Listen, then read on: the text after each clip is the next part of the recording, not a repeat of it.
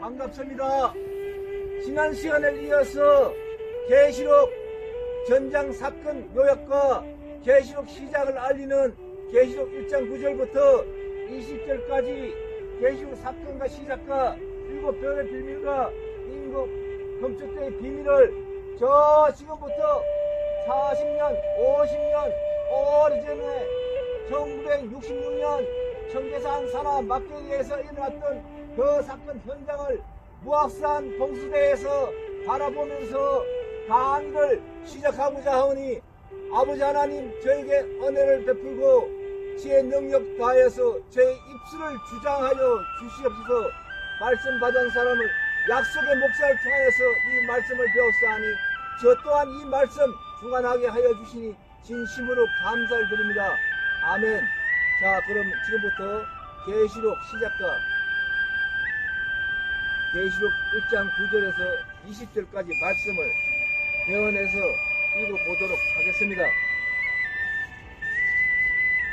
나 요한은 너의 형제요 예수의 환난과 나라의 참음에 동참하여 하나님의 말씀과 예수의 정글 말씀을 인하여 반문하는 섬에 있었었는데 주의 날에 내가 성령에 감동하여 나의 뒤에서 나는 납볼 소리 같은 것을 음성을 들으니, 그래서 계시록 1장 9절과 10절에 이런 말들이 나와 있는데, 요한은 그 당시에 소아시아 중 터키 지방의 반모섬이라는 곳에서 유배 중이었습니다.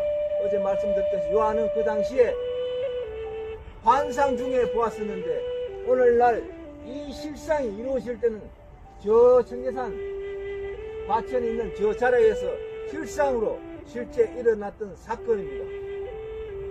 그래서 7별을 들어서 임금 금초대를 하여서 등불의 역사가 대한민국 땅에서 오래전에 있었었는데 우리들은 이것이 대한민국에서 일어나는 것은 아무도 모르고 있었는데 오늘 제가 이 말씀 드린 것은 저 또한 이 말씀을 배워서 말씀드린 것인데, 그래서 소아시아에 있는 그 당시에 인명 지명을 들어서 편지하라는 그 사건의 말씀이 있습니다.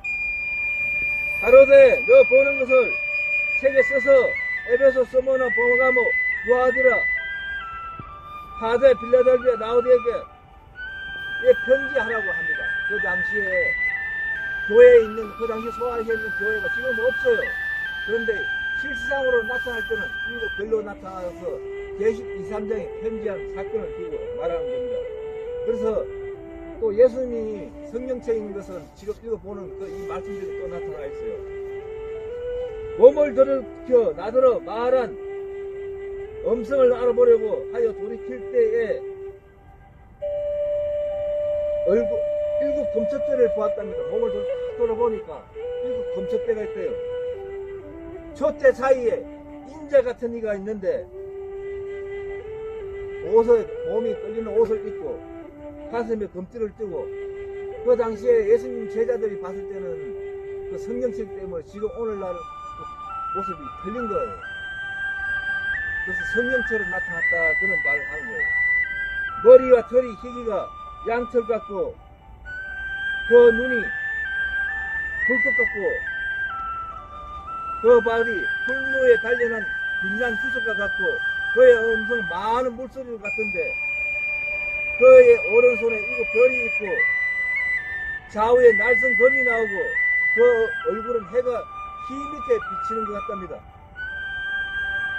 내가 볼 때 그 발 앞에 엎드려서 죽은 자같이 되매 그 오른손에 내게 얹고 가라사대 두려워 말라 나는 처음이요 나중이니 곧 산자라 전에 죽었노라 볼지어다 이제 세세토록 살아있어 사망과 엄부의 열쇠를 가졌노니 그러므로 내 본 것과 이제 있는 일과 장차 될 일을 기록하라 하시고,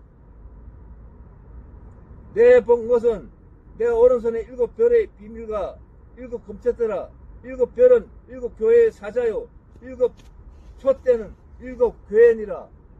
예, 계시록 1장 20절의 말씀까지 제가 함께 상고해 보았습니다. 자, 계시록은 시작은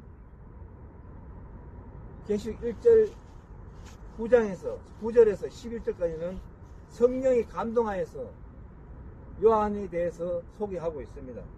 요한은 지금 환상 중에 밤모섬에서 일어나는 것을 기록하게 되는데, 오늘날 저 가천 땅에서 장막 성전에서 새 요한이라는 사람을 택하는 과정이 지금부터 소개되고 있습니다. 인자 같은 이라고 한 게 인자. 예수님이 성령체이기 때문에 우리가 그렇게 보이는 겁니다. 계시록 1장 17절과 방금 읽었던 18절에, 또 계시록 2장 18절에도 하나님 아들이신 해가지고 가라사다 이렇게 나온 겁니다. 그 나팔 같은 음성은 예수님의 음성이에요. 좌우의 날선 검은 배도자 멸망자를 치는 하나님 말씀이고, 계시록 1장 17절과 20절에 보면은 대언의 먹자와 7별의 비밀이 이제 그때부터 소개되고 있습니다. 새 요한을 택하기 전에 말라기 3장 1절에도 길레비 등 그 사자가 나오고, 초림 때는 세례 요한이 그 역할을 했었고, 이제 계시록 성취의 시작을 알리는 이제 일이 등불 역사와 함께 택함이 시작되는 겁니다. 그런데 이들이 베드와의 이방에게 사로잡히는 사건이 있는 상태입니다. 하나님 역사가 시작되는과 동시에 누가 택하는 거는 예수님이 안수하여서 계시록 1장 17절에 그렇게 일을 만들어가는 거예요. 언제 택하는 거는 보면은 하나님 백성이 이방 사단 니고라당에게 사로잡혔을 적에 그 하나님이 또 이 사람들에게 무엇을 지시하십니다. 베드한 7 사자에게 회개하라고, 회개. 그래서 베언의 편지 보내라고. 이것은 계시록 2, 3장에서 또 나옵니다. 사망과 엄보의 열쇠를 가졌다는 것은 지옥문을 여닫을 수 있는 키를 말한 겁니다. 예수님이. 그렇듯이 우리도 집에 들어갈 때 문을 따고 안 들어갑니까? 그래서 편지의 내용이 있어요. 편지의 내용. 계시록 2, 3장에 보면은, 그래서 앞에 보면은 예수님의 모습을 이제 글로서 표현한 겁니다. 이제 있는 일은 사단과 니고라당의 미혹이 있고 7 금초대 장막에 현실을 이제 편지로 쓰는 거예요. 벗기 때문에. 계적과 싸워서 이기면은 계시록 2, 3장에 조건부 복을 주는 거예요. 싸워서 이기면.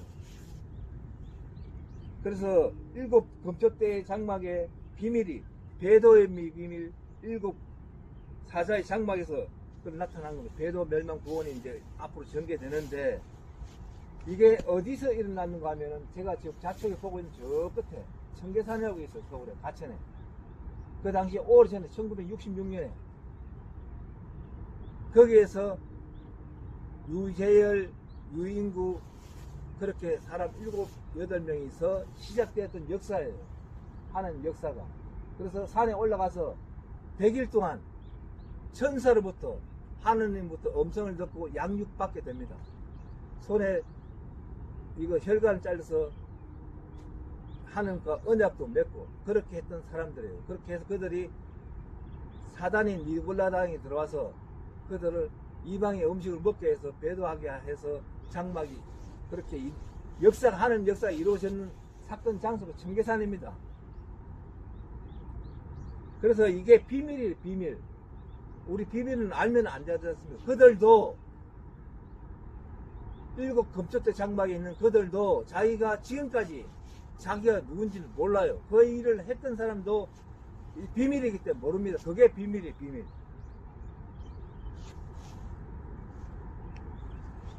그래서 저도 그 사건의 현장에 오래전에 가봤어요.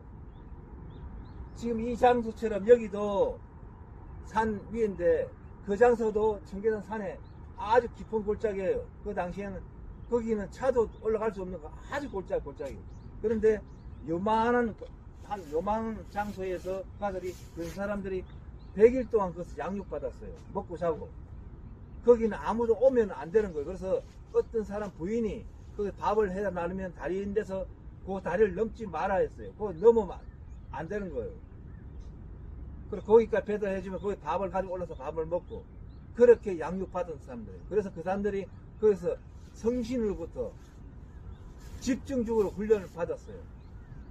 그들은 성경 공부했는 사람들이 아니에요. 어린 사람도 있고 나이 들은 사람도 있고 또 철학 매부 시간도 있고 그렇게 있는 사람들이 집중적으로 훈련을 해서 부자재간에 유재일 씨하고 유인구 씨라는 사람들이 거기서 훈련받고 해서 그 장막을 이끌고 가는 사람들, 왕도 있고 뭐 그렇게 있는 그 이름들이 있습니다. 그 사람들이 역사에 있는 그들이 나중에 배도예요.